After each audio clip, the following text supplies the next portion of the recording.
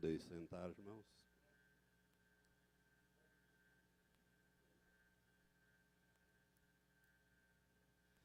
Cumprimento a todos com a graça e a paz de nosso Senhor. Quem recebe, diga amém. Você que está conosco na internet também, você que está sintonizado conosco na emissora de rádio, nós também te cumprimentamos com a mesma graça e paz, que ela esteja na sua vida e na sua família e em tudo que diz respeito a você. Irmãos, eu tinha prometido que hoje nós iríamos retomar as ministrações sobre a segunda vinda de Cristo. A segunda vinda de Cristo é um acontecimento, assim que nós podemos dizer, um acontecimento muito grande, muito significativo na Bíblia. A Bíblia fala muito da segunda vinda de nosso Senhor, mas existem certas coisas que devem acontecer, né, certos eventos, certas profecias que precisam ser cumpridas para que venha a culminar com a segunda vinda de Cristo visível sobre a terra. Apocalipse 1:7 diz, e todo olho verá.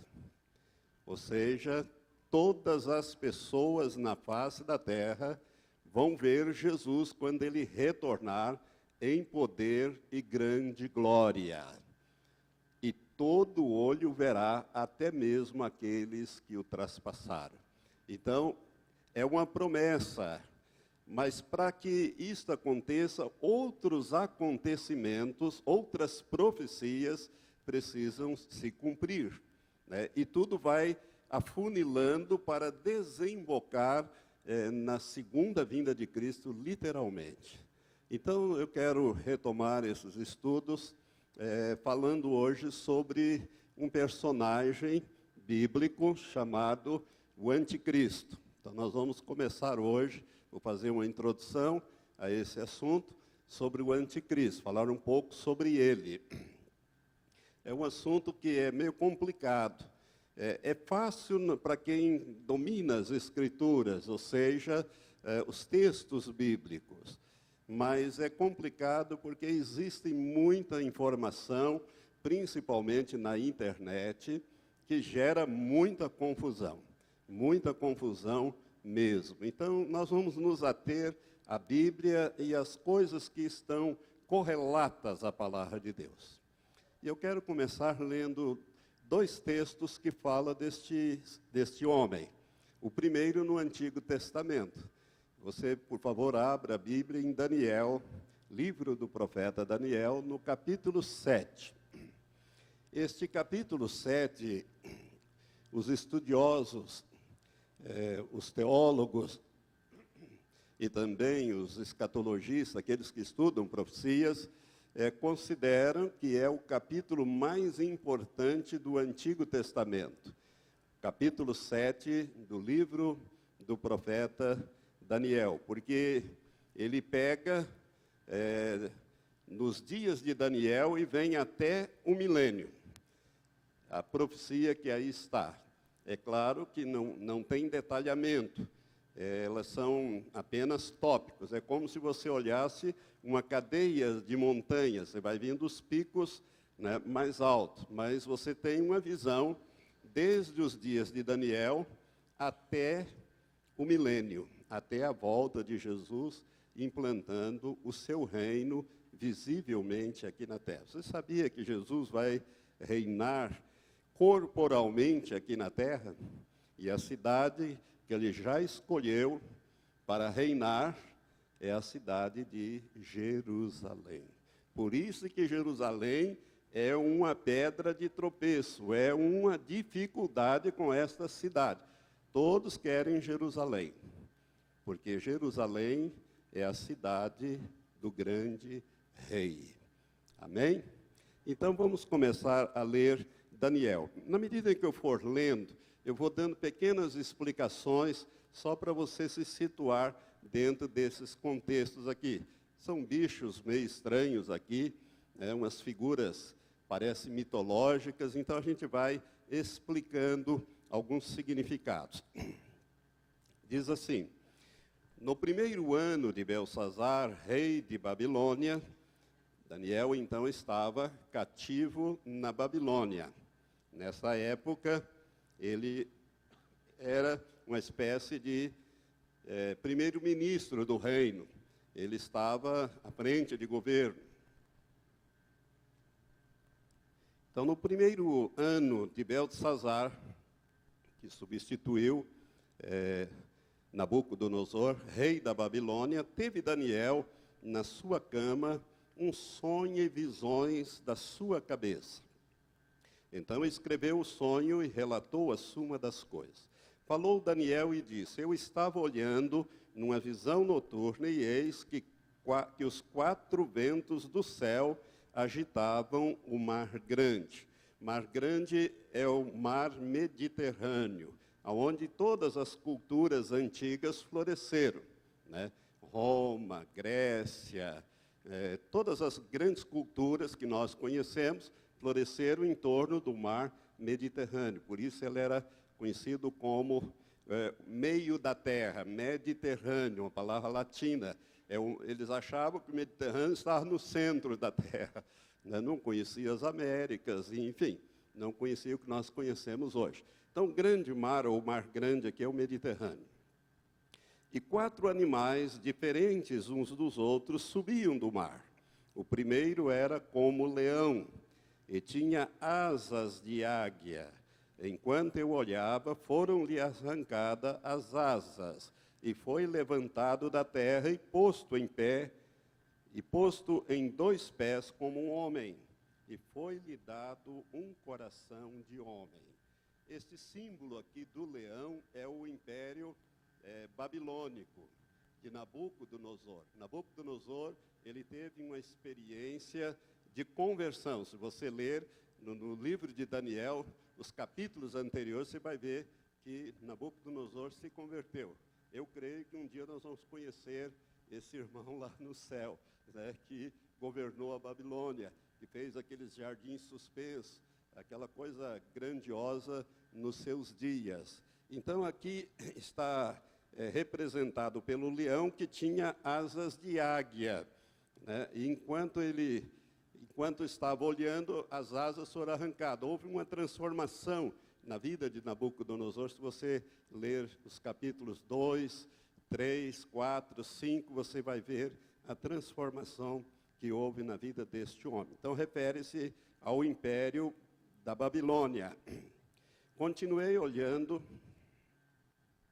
verso 5, e eis aqui um segundo animal semelhante a um urso, o qual se levantou de um lado, tendo na boca 3 costelas entre os seus dentes, e foi-lhe dito assim: levanta-te, devora muita carne. Este urso, que é um animal muito forte, maior do que o leão, ele foi o império Medo-Persa.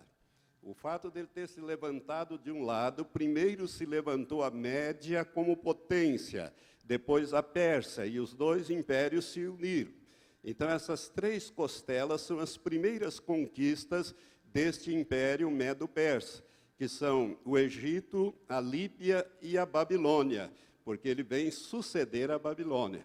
O Império Medo-Persa conquistou a Babilônia, que era tida como uma cidade impossível de ser conquistada. Mas Dario conseguiu desviar o rio, o curso do rio, e entraram a pé ali em terra seca, e entraram em Babilônia e tomaram a Babilônia.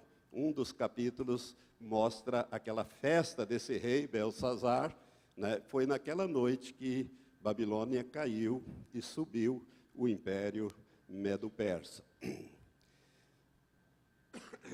Vamos continuar lendo. Levanta e devora muita carne. Esse império, ele foi maior e durou mais tempo do que a Babilônia. Verso 6. Depois disso, continuei olhando, e eis aqui outro, semelhante a um leopardo, e tinha nas costas 4 asas de ave. Tinha também este animal 4 cabeças, e foi-lhe dado domínio. Aqui nós estamos diante do Império Grego-Macedônio. Aqui nós estamos diante desse império e do seu primeiro e mais importante rei, que foi Alexandre o Grande, chamado Alexandre Magno. Alexandre, se você prestar atenção, é um leopardo. O leopardo é um dos animais mais velozes que existe. E ainda com asas, ele se torna ainda mais veloz. Alexandre conquistou o mundo inteiro, que era conhecido nos seus dias, em 12 anos. E morreu aos 32 anos, sem ter mais nada para conquistar. E ele chorava e dizia, não tem mais nada para ser conquistado.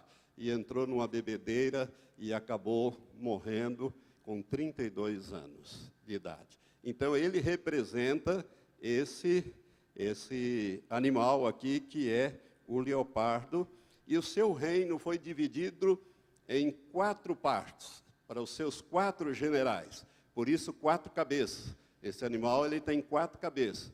Então, cada general, né, pegou uma parte do reino de Alexandre. Não foi para os seus filhos acabaram sendo assassinados, mas esses generais, eles vão dominar todo o reino, todo o antigo império da Babilônia. E 2 deles vão estar conectados com a história de Israel, que é Seleuco e Antíoco, as dinastias Seleucica e dos Antíocos. São essas 2 dinastias, do norte e do sul de Israel. Depois disso, diz o verso 7, eu continuava olhando em visões noturnas, e eis aqui o 4º animal, terrível e espantoso e muito forte, o qual tinha grandes dentes de ferro, ele devorava e fazia em pedaços, e pisava aos pés o que sobejava. Era diferente de todos os animais que apareceram antes dele, e tinha 10 chifres. É interessante que este animal não tem nenhuma comparação na fauna. Ele não parece nem com leão, nem com urso, nem com leopardo. Não é descrito. Esse aqui é o Império Romano. Esse aqui é o Império Romano. O Império Romano foi um império completamente diferente dos que o antecederam. Inclusive o de Alexandre, que foi um império que conquistou o mundo inteiro. E então, o Império Romano, ele tinha uma política diferente, leis diferentes, tributos, enfim, ele era um império completamente diferente. E a Bíblia diz aqui que ele tinha grandes dentes de ferro. Ele era muito forte. E devorava e fazia em pedaços. E pisava aos pés o que sobejava. Era diferente de todos os animais que apareceram antes dele, e tinha 10 chifres. Observe esses 10 chifres que são mencionados aqui, que mais tarde nós vamos falar desses 10 chifres. Agora, continuando, verso 8. Eu considerava os chifres, e eis que entre eles subiu outro chifre, pequeno, diante do qual 3 dos primeiros chifres foram arrancados.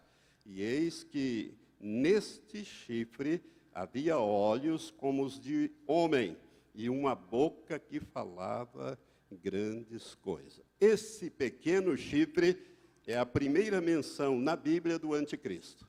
Esse aqui é o anticristo. É um simbolismo do anticristo. Então, Daniel 7:8 é a primeira revelação que nós temos sobre o anticristo sendo descrito. Agora vamos um pouco mais para frente, o verso 19 em diante. Então tive desejo de conhecer a verdade a respeito do 4º animal, que era diferente de todos os outros, sobremodo terrível, com dentes de ferro e unhas de bronze, o qual devorava, fazia em pedaços e pisava aos pés o que sobejava. Dentes de ferro, unhas de bronze eram as legiões romanas. Nada conseguia vencer essas legiões romanas. As estratégias, as máquinas de guerra Era uma coisa fantástica. Até hoje se usa princípios dentro dos exércitos, coisas que foram criadas lá pelos romanos. Verso 20. E também a respeito dos 10 chifres que ele tinha na cabeça, e do outro que subiu, e diante do qual caíram 3, isto é, daquele chifre que tinha olhos, e uma boca que falava grandes coisas, e parecia ser mais robusto do que os seus companheiros. Enquanto eu olhava, eis que o mesmo chifre, o chifre pequeno, fazia guerra contra os santos e prevalecia contra eles. Irmãos, esse chifre pequeno, que é o anticristo, ele vai fazer guerra aos santos, ou seja, mas que santos são esses, pastor? Os santos que ficarem para trás no arrebatamento.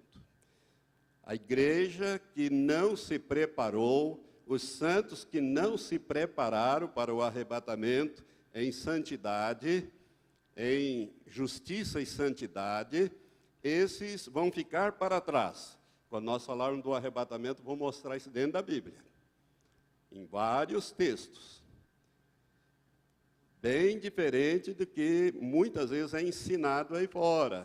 De que uma vez nascido de novo, já estamos com o passaporte carimbado, o cartão de embarque, agora é só esperar o trem chegar, né? Ou o avião chegar. Não é bem assim, não. Esses santos ficaram para trás, e o anticristo vai fazer guerra a eles e vai vencê-los. Nós vamos ver isso dentro da Bíblia. Então, esses santos é a igreja que ficou para trás. A igreja, os santos que nasceram de novo, mas preferiram ficar como crentes carnais. Não deixaram o Espírito Santo limpá-los, moldá-los, transformá-los. Esses vão passar pela moenda do anticristo. E vão morrer como mártires. A Bíblia diz que eles serão decapitados. Por isso, meu irmão, nós estamos trazendo esses estudos para que você entenda o que a Bíblia fala e você se prepare para sair daqui. Amém? No arrebatamento. O arrebatamento vem antes de toda essa confusão aqui, né? O arrebatamento vem antes. E você poderá estar entre aqueles que serão chamados à presença de Deus no momento do arrebatamento. Basta que você leve a palavra de Deus a sério e o Deus da palavra a sério. E se prepare, porque nós estamos vivendo os dias finais. Olha lá aquele cartaz, Jesus está voltando. É tempo de santificar-se. Porque sem a santificação, ninguém verá o Senhor. Então vamos continuar aqui a leitura e esses pequenos comentários. Enquanto eu olhava, eis que o mesmo, verso 21, mesmo chifre fazia guerra contra os santos e prevalecia contra eles, até que veio o ancião de dias, e foi executado o juízo a favor dos santos do Altíssimo. Esse ancião de dias, se você olhar um pouco para trás, tem a visão, do verso 9 até o verso 14, tem a visão desse ancião de dias. Eu pulei esse trecho aqui, está falando do Pai, e está falando de Jesus, se você olhar ali. Mas, como eu quero tratar do anticristo, então eu saltei para ficar com os versos que fala desse personagem. E foi executado o juízo a favor dos santos do Altíssimo, e chegou o tempo em que os santos possuíram o reino. Assim me disse ele, o anjo que estava na visão de Daniel. O quarto animal será um quarto reino na terra, o qual será diferente de todos os reinos e devorará toda a terra.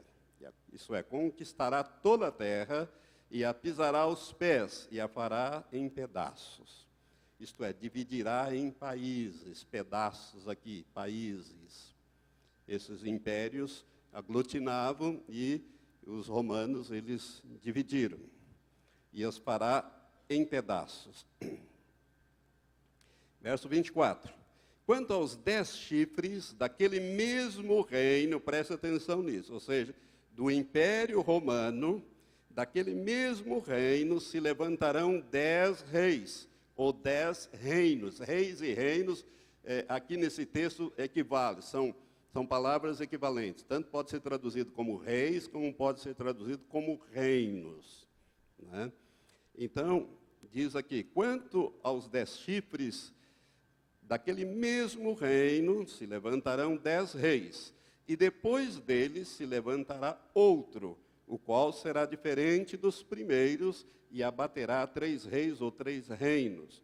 Proferirá palavras contra o Altíssimo, e consumirá os santos do Altíssimo, cuidará de mudar os tempos e a lei. Ele vai mudar, o anticristo vai mudar, inclusive o calendário, que hoje é antes de Cristo, depois de Cristo. No governo do anticristo vai ser diferente. O homem tentou uma vez fazer isso, na Revolução Francesa, mas não conseguiu. E hoje a história continua sendo dividida, antes de Cristo e depois de Cristo. Mas ele vai mudar os tempos, o calendário, e vai mudar as leis também. As leis, essas leis aí, esse negócio de democracia, direitos humanos, esse negócio todo, não vai ter no tempo do anticristo. Ele vai ser a lei, é ele que vai determinar como é que as coisas vão funcionar, né? Cuidará de mudar os tempos e a lei. Os santos lhe serão entregues na mão por um tempo, e tempos, e metade de um tempo. Ou seja, aqueles que ficaram para trás vão ficar nas mãos dele 3 anos e meio. Esta é a forma hebraica de dizer 3 anos e meio. Um tempo é 1 ano, tempos, plural, 2 anos, e metade de um tempo, meio ano. 3 anos e meio, ou 42 meses. 3 anos e meio, ou 42 meses, ou 1.260 dias. É todo o mesmo tempo que a Bíblia está se referindo.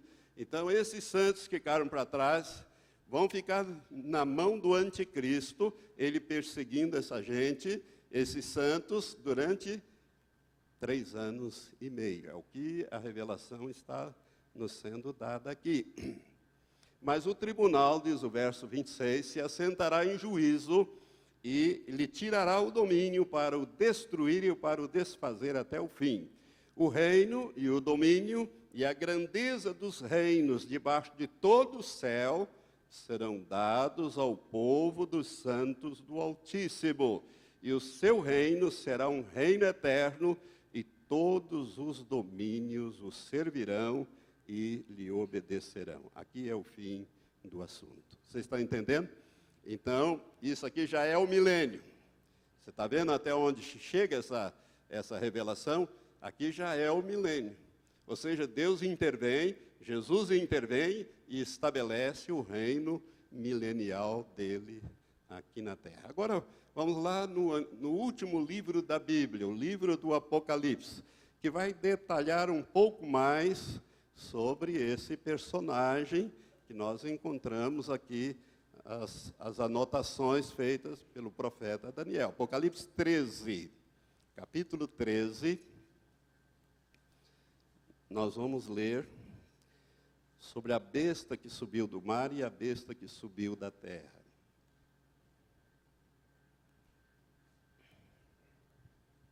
Então vi subir do mar uma besta que tinha 10 chifres, olha o chifre aqui, ó. Olha os 10 chifres de lá, os 10 chifres aqui. Está percebendo, irmão? A ligação que tinha 10 chifres. Chifres, irmãos, é um símbolo de poder. 10 chifres significa 10 governos, 10 reinos, 10 estados, ou 10 primeiros ministros que vão governar 10 países. 10 chifres seriam 10 países. Então vi subir do mar uma besta que tinha 10 chifres e 7 cabeças.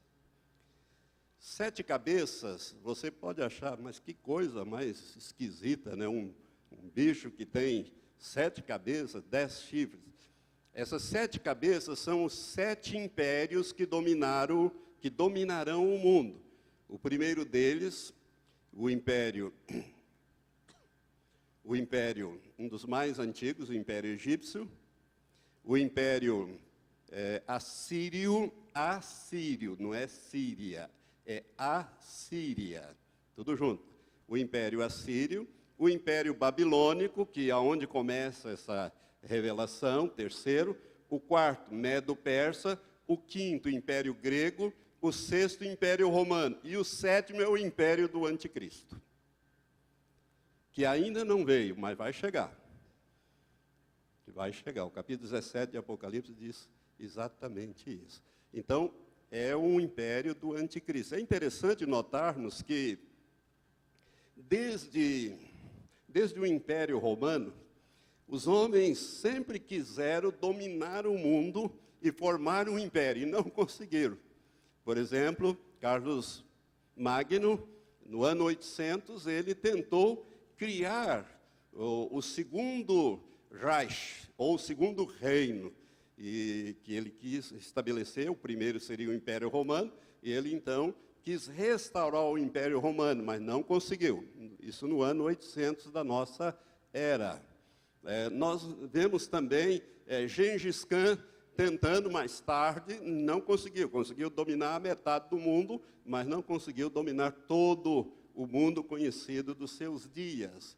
Também Napoleão Bonaparte tentou dominar o mundo, dominou boa parte do mundo, mas não conseguiu dominar tudo. E o último que tentou dominar o mundo foi Adolf Hitler, que criou o terceiro Reich. O primeiro era o reino, Reich é reino em alemão.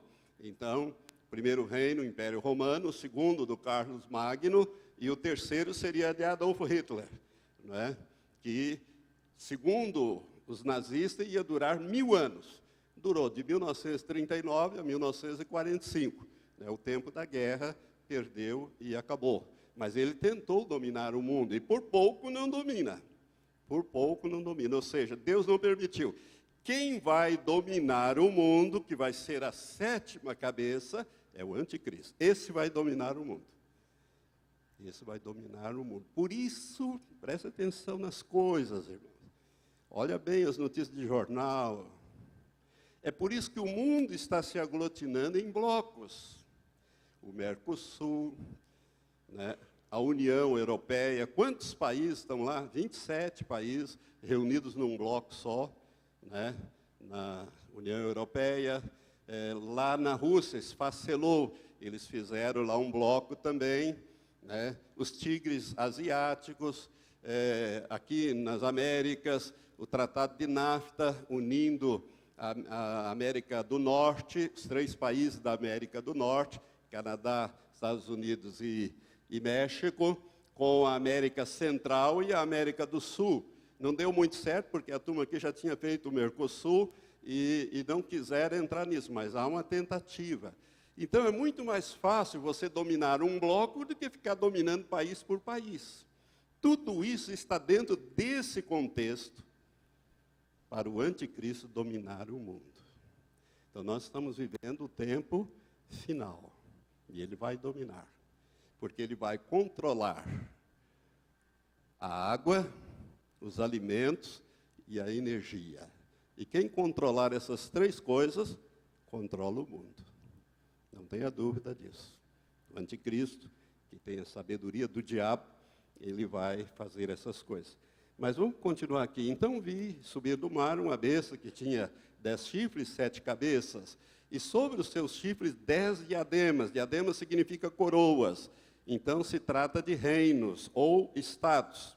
E sobre as suas cabeças, nomes de blasfêmia.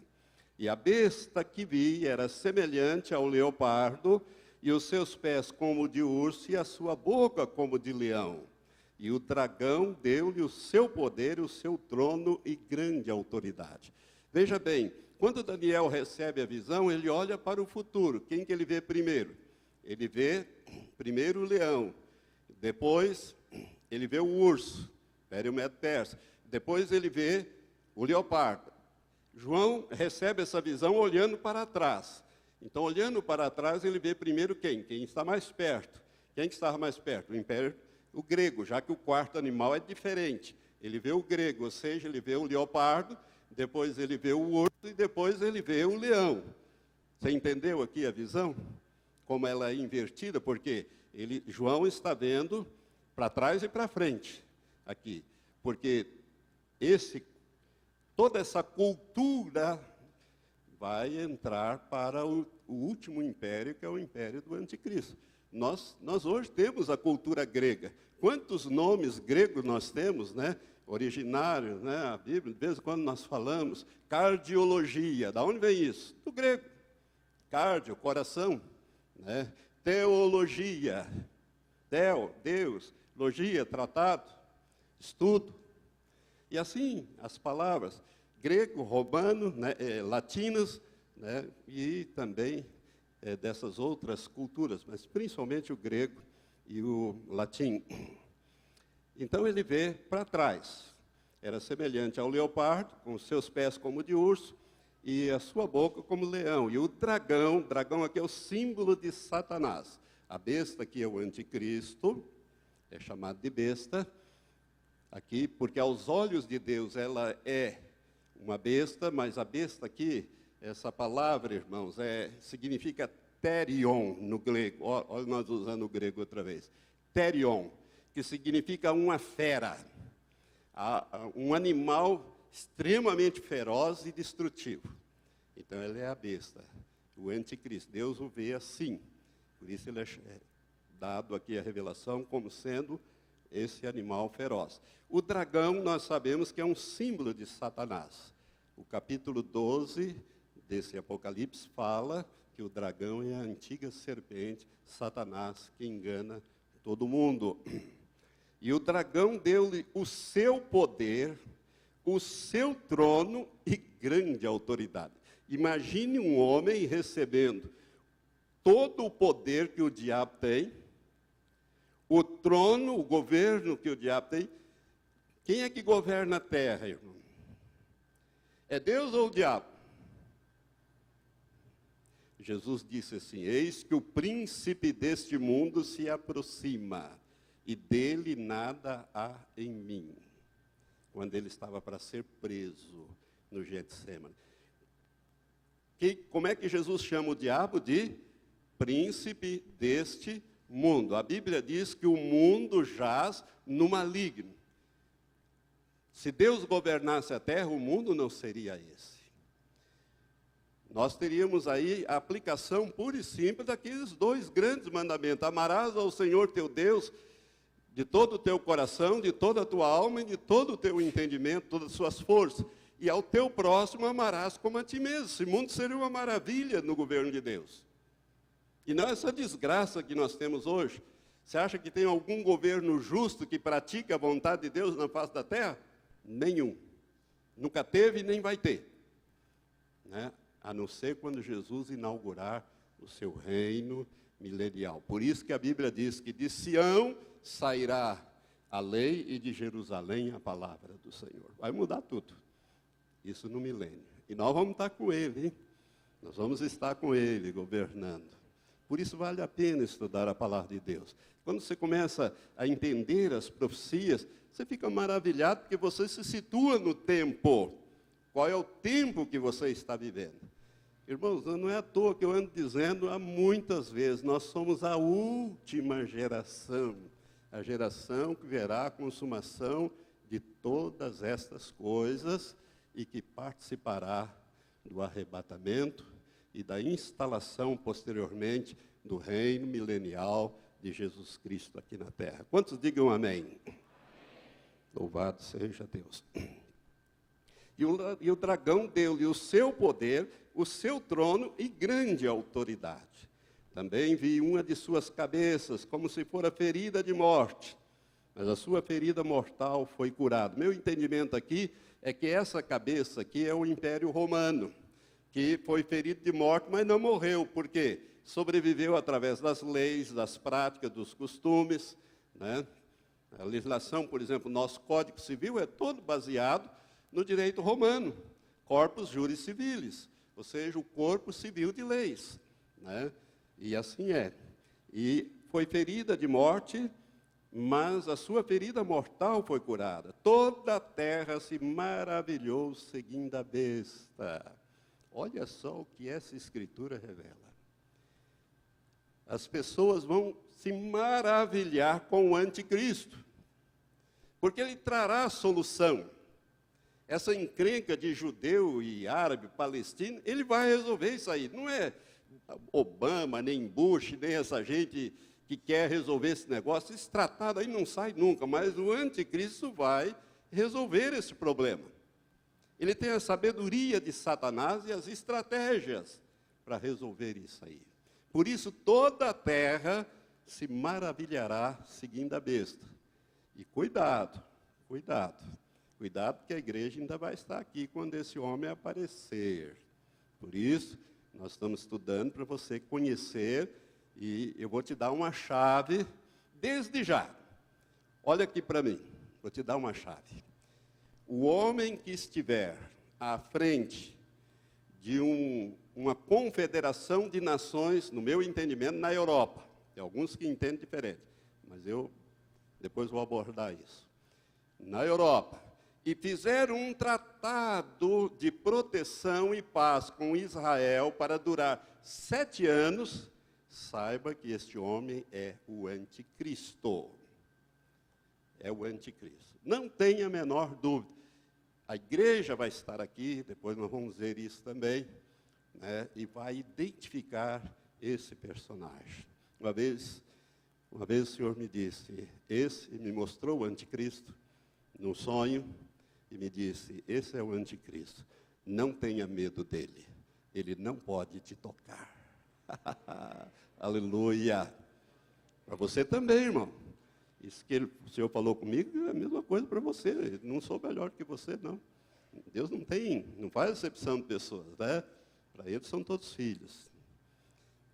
Esse é o anticristo, o Senhor me disse. O Espírito Santo me disse isso. Não tenha medo dele. Ele não pode te tocar. Mas vamos prosseguir. Depois eu conto essa história para você, esse sonho.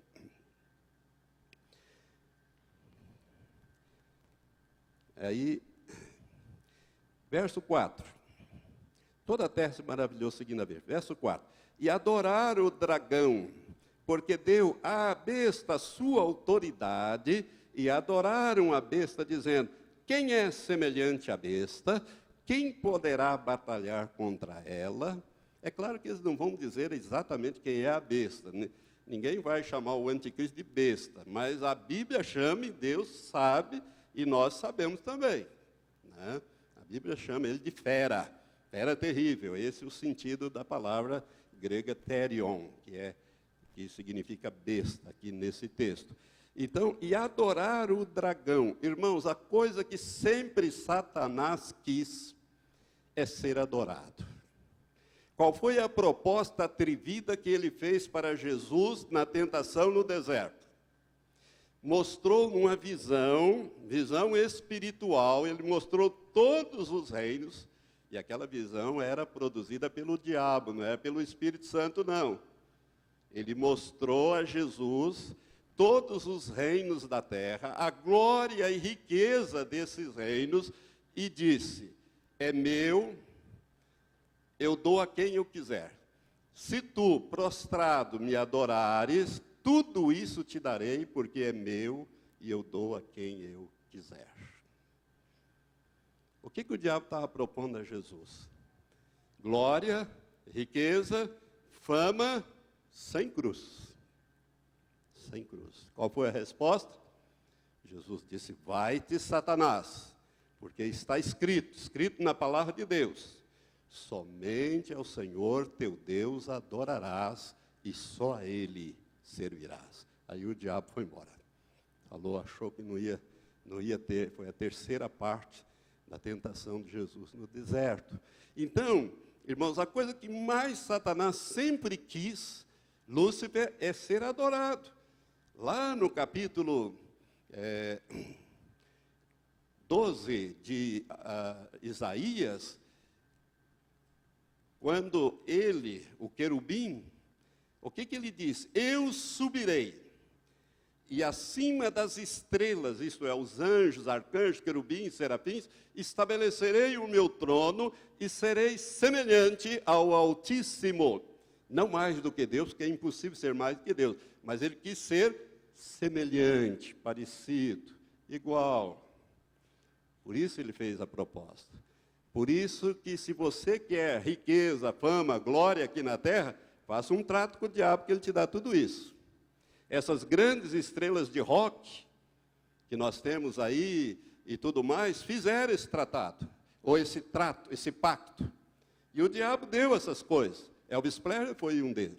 Elvis Presley, que é cantado até hoje, adorado e toda essa coisaiada aí.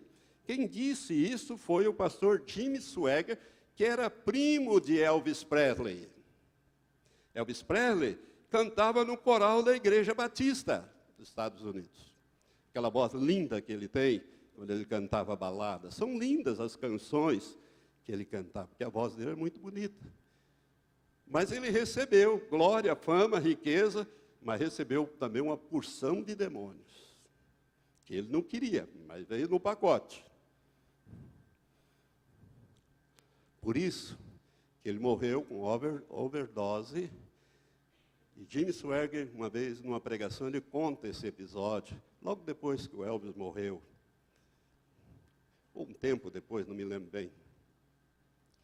E Elvis Presley morava em Beverly Hills, numa mansão em Beverly Hills, e ele andava com 2 revólveres na cintura, dentro de casa. 2 Smith Wesson. E ele via os demônios e atirava. Atirava no teto, a casa dele era toda esburacada de bala. Seus guarda-costas tinham um verdadeiro pavor, porque um bicho daquele podia ficar na frente de um guarda-costas e ele atirar no bicho e acertar o guarda-costas. Isso é realidade, irmãos. Isso é realidade. Ele sempre quis ser adorado. E adorar o dragão, porque deu à besta a sua autoridade. E adorar a besta, dizendo, quem é semelhante à besta? Quem poderá batalhar contra ela? Quando eu falar sobre as 2 testemunhas, eu vou voltar a esse versículo e explicar esse versículo melhor. Foi-lhe dada, verso 5, uma boca que proferia arrogâncias e blasfêmias, e deu-se-lhe autoridade para atuar por 42 meses. 42 meses são 3 anos e meio, ou 1.260 dias, ou um tempo, tempos e metade de um tempo. É esse período que ele vai governar toda a terra. Ele vai governar com poder total. E abriu a boca em blasfêmias contra Deus, para blasfemar do seu nome e do seu tabernáculo e dos que habitam no céu. A igreja já está lá. Também lhe foi permitido fazer guerra aos santos aqui, e vencê-los. Está vendo? Lá em Daniel 7, Apocalipse 13, o mesmo texto. Agora ele esclarece que esses santos foi permitido. Por quê? Porque ficaram para trás. Não se prepararam, não levaram a sério a santificação. Continuaram fazendo as coisas que o Espírito Santo tem falado. Meu irmão, se você tem o Espírito Santo habitando em você, e se você nasceu de novo, você tem, o Espírito Santo fala com você. Pois ele fala comigo, ele fala com você também. E certas coisas o Senhor quer que você abandone. Mude. Deixe o Senhor te limpar. A Bíblia diz, aquele que mentia, não minta mais. Aquele que roubava, furtava, não furte mais. Mude. Deixe o Espírito de Deus ir fazendo essa mudança. Porque, senão, você vai cair nesse verso 7. Também lhe foi permitido, a besta, fazer guerra aos santos e vencê-los. E deu-se-lhe autoridade sobre toda a tribo, povo, língua e nação. E adorá-lo-ão todos os que habitam sobre a terra, esses cujos nomes não estão escritos no livro da vida do Cordeiro, que foi morto desde a fundação do mundo. Se alguém tem ouvidos, ouça. Se alguém leva em cativeiro irá. Se alguém matar a espada, é necessário que a espada seja morto. Aqui está a perseverança e a fé dos santos. Até aqui você está me acompanhando bem? Eu estou fazendo uma exegese, uma pregação. Irmãos, eu ministrei essa palavra, em 1997, há 17 anos atrás. E eu não fiz essa exegese que eu estou fazendo com os irmãos aqui. Eu fiz muito mais rapidinho. Né? Dessa vez eu quero passar mais algumas coisas e atualizar esse estudo que está na internet, inclusive, à disposição, que é o anticristo. Vamos continuar então, porque agora vem uma outra revelação. E vi subir da terra outra besta. A primeira subiu do mar. Mar, irmãos, significa povos, nações e línguas agitadas, socialmente agitadas. Quer ver? Vamos um pouquinho para frente para você ver como isso é verdade. Capítulo 17, vira a página aí para você ver. Aqui nós vemos, no capítulo 17, nós vemos aqui bem, mostrar-te a condenação da grande prostituta que está assentada sobre muitas águas. Mar é um lugar que tem muitas águas. Agora, vamos ver o significado de águas ou mar aí. Versículo 15, o anjo vai interpretar para João.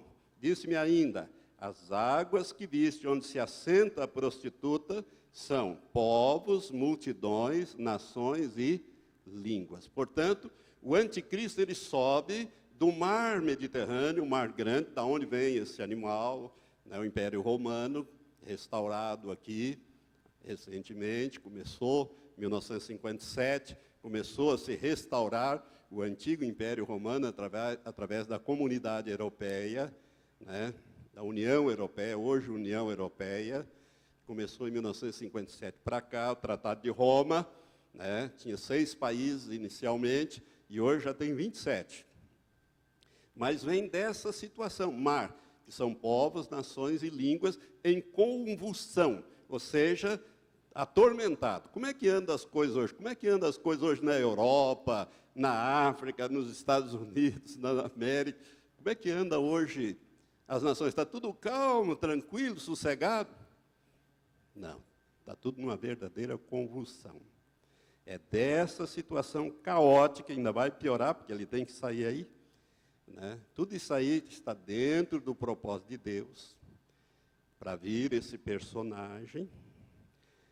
Ele vem, então, dessa situação. Mas tem um outro aqui, o verso 11, que nós estávamos lendo. E vi subir da terra outra besta.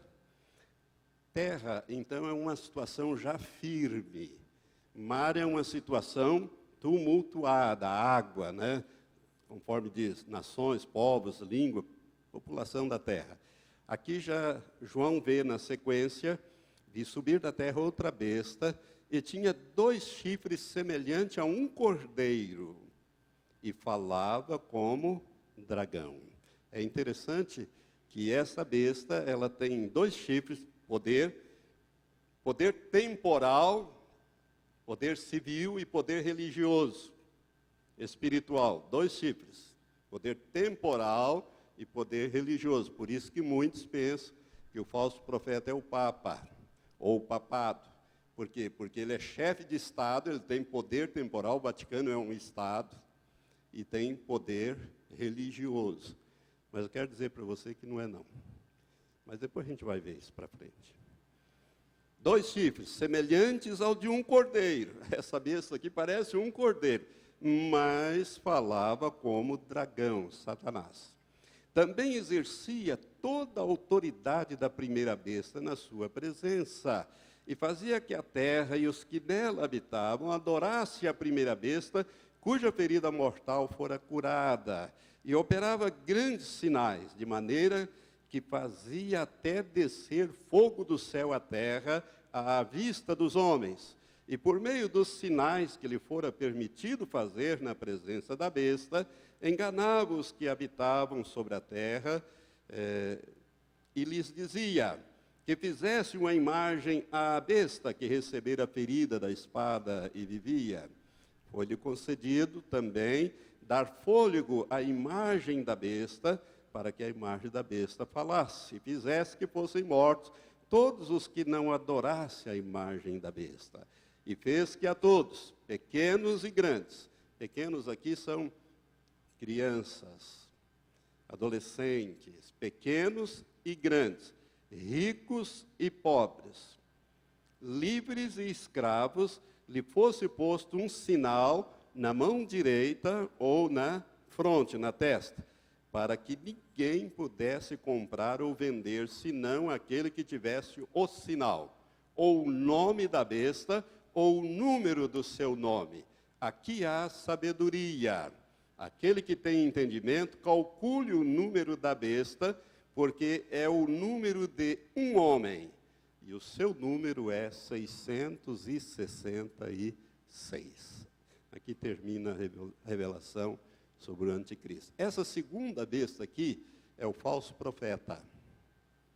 É o falso profeta. Irmãos, nós estamos aqui diante de uma trindade maligna, uma imitação da trindade divina. O dragão é o antideus. O anticristo, ou a besta que subiu do mar, é o anticristo. E a besta que subiu da terra é o anti-Espírito Santo. Observe que essa segunda besta é que opera grandes sinais e maravilhas, prodígios, descendo fogo do céu, fazendo coisas extraordinárias. É assim no ministério de Jesus? É.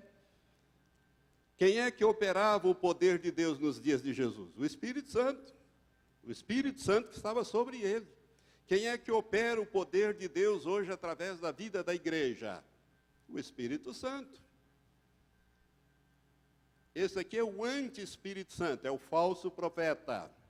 É o falso profeta, esse personagem aqui. Bom, feita essa pequena exegese, acabou o tempo. Eu não cheguei nem na introdução, eu queria introduzir mais coisas aqui, mas já acabou o tempo. Você conseguiu me acompanhar, meu irmão, desse texto? Porque a gente lê o texto, você não consegue, mas uma vez que ele vai debulhado, a coisa fica mais clara para nós. Agora que eu vou entrar sobre este personagem. Mas o último versículo, só para encerrar, o último versículo diz assim, olha o verso que nós lemos aqui. Porque é o número de um homem. Aprenda isto, o anticristo é um homem. Diga-se, o anticristo é um homem. Ele não é uma mulher. Não precisa dizer não. Ele não é uma mulher. Ele não é uma instituição. Ele não é uma ideia. Ele não é nada disso. Ele não é um sistema político, religioso. O anticristo, a Bíblia diz que ele é um homem. É um homem específico para uma era específica, para um tempo específico. Ele aparece na história da humanidade, realiza uma obra determinada que está na Bíblia, que eu acabei de ler para vocês aqui, uma porção de coisas que ele vai fazer, e tem outras mais, né? Ele realiza, então, ele aparece na história do homem, da humanidade, realiza uma obra determinada e desaparece da história da humanidade. Então, ele é um homem que vem para que tempo? O tempo do fim. E esse homem já está na terra. E isso nós vamos falar na próxima quinta-feira, se Deus nos permitir. Então, irmãos, nós vamos começar. Até agora eu só li os textos e fiz uma pequena introdução a esse texto para ficar mais claro, que aí quando eu falar alguma coisa, você já sabe do que eu estou falando, né? Do que nós estamos falando. Dessas cabeças, desses chifres, as cabeças são os impérios, né? As coroas, as 10, ali você tem que colocar na última cabeça, que é o império do anticristo, é o anticristo que vai ter esses 10 ali, né, com ele. Desses 10, 3 ele próprio elimina, né, ficam 7, ele passa a ser o 8º, capítulo 17, ele passa a ser o 8º rei, o 8º reino. Então tem uma série de coisas aqui que a gente tem que entender. O simbolismo. O livro do Apocalipse é um livro muito simbólico, extremamente simbólico. Você viu os símbolos aqui? Dragão é Satanás. Primeira besta, a besta da terra, é o anticristo. Segunda besta que sai da terra, o que sai do mar é o anticristo, o que sai da terra é o falso profeta, que também é anticristo. Depois nós vamos ver isso. Ele tem também porque se opõe a Cristo. Mas isso nós vamos falar, com a graça de Deus, na próxima quinta-feira. Vamos ficar em pé, vamos orar. Eu quero que você, meu amado, que não tem certeza da sua salvação, comece a pensar e dizer: Senhor, eu preciso ter essa certeza. Eu preciso ter certeza da minha salvação. Porque se você não tiver esta aliança com Jesus Cristo, você fica para trás. Não importa que você tenha sido batizado em qualquer igreja. Batismo não é salvação. É uma experiência de conversão. É ser tocado pelo Espírito Santo, convencido do pecado, da justiça e do juízo. Se o Senhor me permitir, na próxima quinta-feira, eu vou fazer um parentezinho para falar alguma coisa sobre a necessidade que você tem de fazer uma aliança com Deus, através de Jesus Cristo, se você ainda não fez. Se você tem, de aperfeiçoar esta aliança, porque breve, muito breve, esse homem vai se manifestar na face da terra. E aí o tempo, vamos dizer assim, o relógio, aí vai contar. Nós vamos saber, aí dá para contar. Não dá para marcar dia e hora, mas dá para você saber mais ou menos o que vem por aí.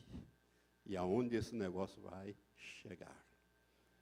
Para mim, ele vai chegar naquele momento glorioso, quando Jesus vai dizer: Valtenir, chegou a hora, suba.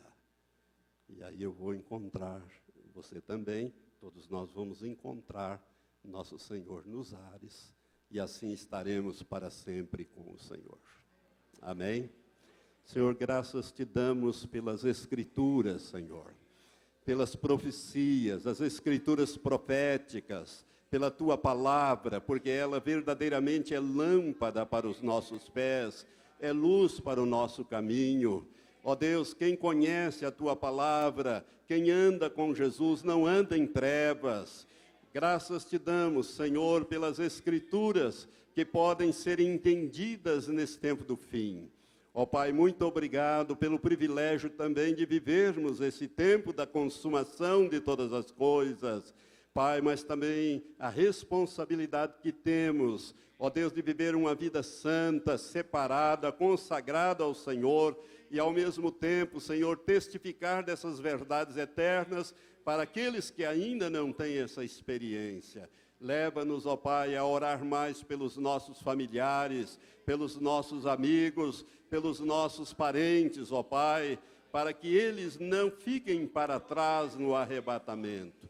Senhor, prepara-nos em santidade, em mudança, para que esta igreja, Senhor, suba naquele momento glorioso, quando Jesus vier buscar os seus. Maranata é a nossa oração. Vem logo, Senhor Jesus. Vem logo, te pedimos e oramos, em nome de Jesus, o amado. Amém. Amém. Dá um abraço em quem está perto, um cumprimento, diga para ele: vamos morar no céu, meu irmão. Prepara para subir. Se você precisar de uma oração por alguma enfermidade, alguma outra necessidade, vem aqui na frente que nós vamos estar te ungindo com óleo e orando por você.